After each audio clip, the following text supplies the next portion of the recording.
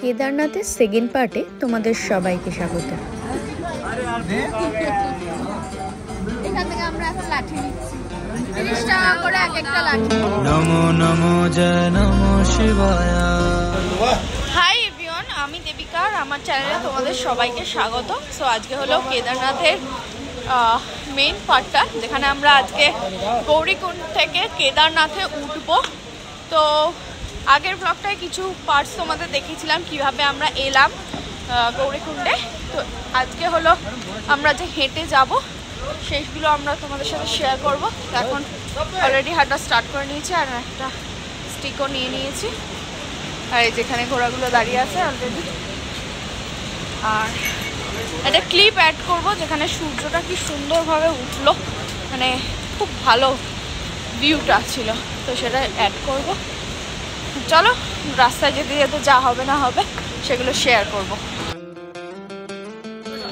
এখন আমরা এই যে ঘোড়াপাড়াওতে এসছি, এদিকে এদিকে বল কেমন লাগে? এখন অব্দি ভালো লাগছে। ঘোড়াগুলো একটু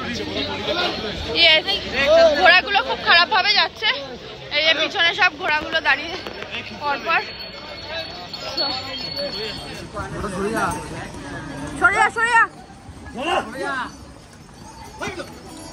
এখান থেকে শুরু হয় আমাদের যাত্রাপথ, আর ধীরে ধীরে আমরা এগোতে থাকি সেই গেটের দিকে। প্রথম থেকেই আমরা ব্যাগ ক্যারি করার জন্য একজন কুলি নিই, যে আমাদের 6 জনের থেকে 2000 টাকা নিয়েছিল, কারণ আমাদের পক্ষে এই ব্যাগ নিয়ে ওপরে ওঠা সম্ভব ছিল না। তো আমরা ফাইনালি এই কেদারনাথের জাস্ট স্টার্টিং এর যে গেটটা এটা অবধি পৌঁছেছি। এখনই হাঁপিয়ে গেছি নাকি? মুড়ি খেতে খেতে উঠছে। জঙ্গল চটি থেকে 3 কিলোমিটার দূরে। জঙ্গল চটি মনে হচ্ছে চলে এসেছে, এটাই জঙ্গল চটি না, 3 কিলোমিটার এখনো বাকি আছে। আচ্ছা, অনেকটাই এসছি। পথে যেতে যেতে অনেক ছোট ছোট বিষয় তোমাদের সাথে শেয়ার করব, তাই ভালো করে ব্লগটা পুরোটা দেখো। এই যাত্রাপথে তোমরা যত উপরের দিকে উঠবে খাবার জলের দাম ততই বাড়তে থাকবে। পুরো 2 ঘন্টা চললাম, এখনো জঙ্গল চটি 50 মিটার বাকি। জানি না কি হবে, বাট ভিউ দেখে আরো যাওয়ার এনার্জিটা বেড়ে যাচ্ছে।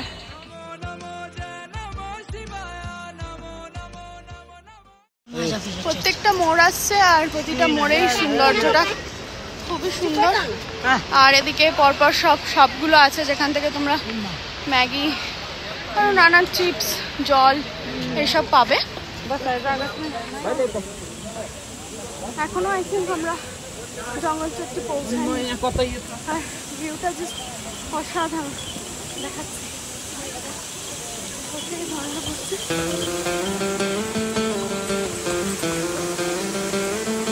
পথের মাঝে মাঝে এই ছোট ছোট ঝর্ণা বেশ অনেকগুলোই থাকবে, এখান থেকেও তোমরা নিজের তেষ্টা মেটাতে পারো। ফাইনালি অনেকটা পথ চলার পর আমরা ব্রেক নিই জঙ্গল চটিতে। এখান থেকে ম্যাগি আর কোল্ড ড্রিঙ্কস নিই। আর একটা ছোট ট্রিপস তোমাদের বলে দিচ্ছি, যে কোনো ড্রিঙ্কসের এক্সপায়ার ডেটটা কিন্তু অবশ্যই চেক করে নিন। যেহেতু এখানে খচ্চর বা ঘোড়াগুলো দিয়েই সব মাল আনানো হয়, সে একটা সিলিন্ডার হোক, কাঠ হোক বা একটা জলের বোতল, খাবার, তাই জিনিসের দাম তোমরা যত ওপরে উঠবে ততটাই বাড়তে থাকবে। যেমন একটা 20 টাকার জলের বোতল আস্তে আস্তে হবে 50, দেন হবে 100। এখান থেকে এখনো ভীমবালি 1 কিলোমিটার।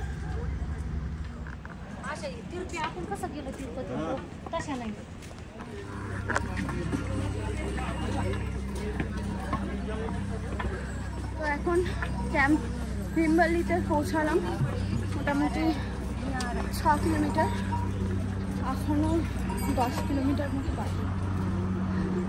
ওপর দিয়ে হেলিকপ্টার যাচ্ছে। প্রকৃতিটা জাস্ট অসাধারণ, কিছু বলার নেই প্রকৃতি নিয়ে। 6 কিলোমিটার এসছি, এখনো 10 কিলোমিটার বাকি।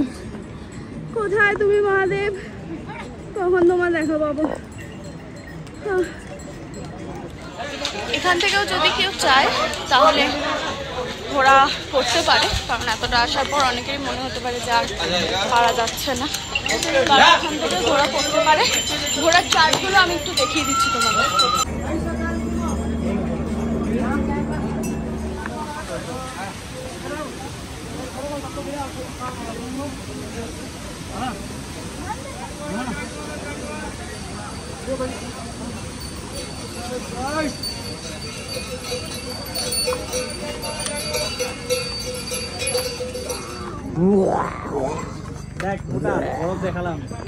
ছোঁয়াতে হবে, ছোঁয়াতে বরফ থাকবে, সে তো আমিও বলে দিচ্ছি। এইগুলো 4 জন করে নিয়ে যাবে, তো 300 টাকা পার কেজি। মানে পিঠে করে এরকম 4 জন নিয়ে যাবে, এগুলো 300 টাকা পার কেজি করে। তারপর হয়তো বার্গেনিং করতে হবে।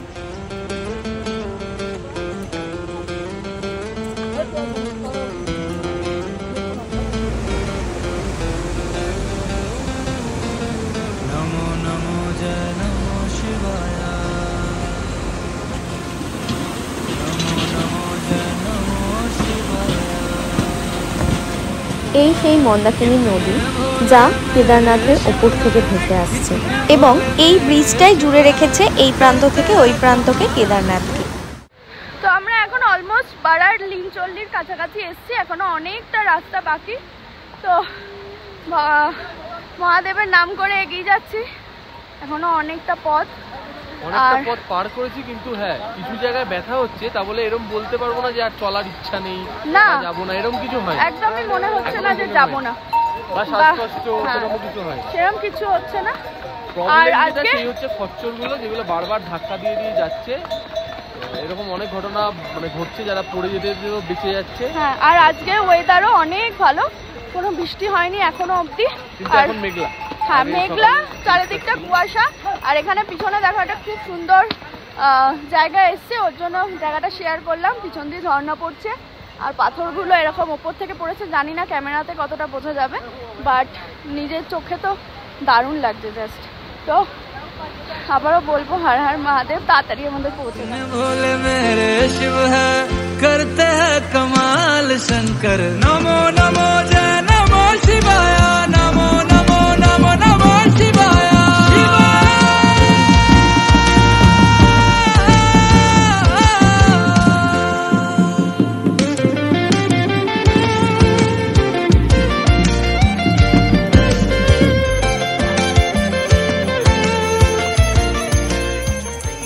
ছোটি লিঞ্চলিতে এসে আমরা একটা মোমো ব্রেক নিই, আর চলার পথে তুমি যাদেরই জিজ্ঞাসা করবে না কেন আর ঠিক কতটা পথ বাকি, কেউই সঠিক উত্তরটা দিতে পারবে না, কারণ ওই ফ্লাডের পর থেকে রাস্তাটা আরও বেশি দুর্গম হয়ে গেছে। আর এখানে আমরা মোমো নিয়েছিলাম প্লেট 120 টাকা নিয়েছিল, 7টা মোটামুটি ছিল, কিন্তু তখন আমাদের যতটা খিদে পেয়েছিল সেই অনুযায়ী এটা বেশ ভালোই লাগলো। এরপর বৃষ্টি চলে এসেছিল, তাই আমরা আমাদের রেনকোটটা পরে নিলাম। কিছুটা যাওয়ার পরই আবার চলে যায় কারেন্ট। কি না হচ্ছে আমাদের সাথে, এখন আবার পুরো কারেন্ট চলে গেছে, ওই একটা খাড়াই পথ, তাই আমরা এখন বসে আছি। এখনো পৌঁছায়নি, 8:30 বাজে, দেখা যাক কখন পৌঁছায়। শরীরের অবস্থা আর পায়ের ব্যথা এতটাই বেড়ে গেছিল যে কোনো রকমে মনের জোরে তো আমরা টেন্টে পৌঁছে যাই, কিন্তু সেই রাতে আর মহাদেবের দর্শন করা হয়নি। তাই নেক্সট পার্টে শেয়ার করব কি করে আমরা পুজো দিলাম আর আমাদের সাথে কি হলো। আর এই আমাদের টেন্টের খাবার, রাতের ডিনার, এটাই আমরা করেছিলাম। দেখা হচ্ছে নেক্সট ব্লগে, ততদিন পর্যন্ত টাটা।